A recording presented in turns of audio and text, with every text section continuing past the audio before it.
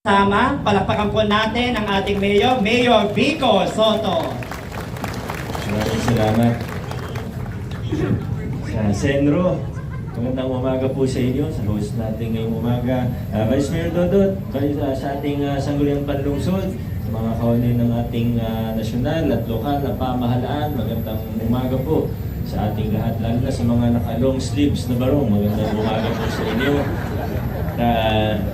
Sa ating Senro, no, sakto, kayo po ang host ngayon. Hindi naman po nagkataon yan dahil Earth Month nga po, gaya ng in-announce ninyo. Kaya galingan nyo lang lagi, ha? At lalo na yung mga, ang bilin ko lang po sa inyo, ano, yung mga nagdi-discharge sa ating mga drainage, yung mga wastewater na walang proper wastewater treatment facilities. Kailangan ano po natin yan. Alam ko naman, ginagawa ninyo yan, ano? Pag may mga reports sa inyo, lalo na yung mga mas malalaki na mga establishments, ano, kailangan talaga maghigpit tayo doon. Marami na tayong nahuhuli, marami na tayong napapaayos, pero tuloy-tuloy lang po tayo.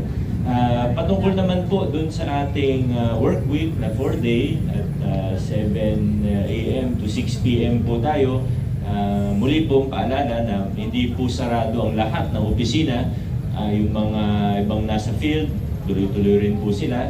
Pero yung sa opisina naman po, yung mga one-stop shop natin sa Ayala the 30th at sa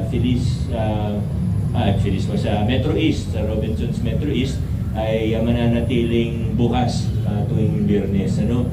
Para naman po sa atin na nanggagaling dito sa temporary City Hall, ay alam ko medyo nahihirapan tayo, lalo na yung sa pauwi. Ano?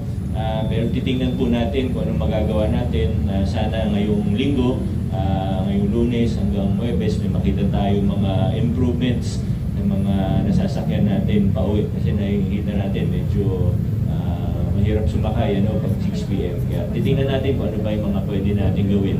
So 1 to 2 weeks siguro, magiging mas maayos na po. Hopefully, subukan natin. Yun lang po muna. Magandang umaga po sa ating lahat at adjourn na po tayo.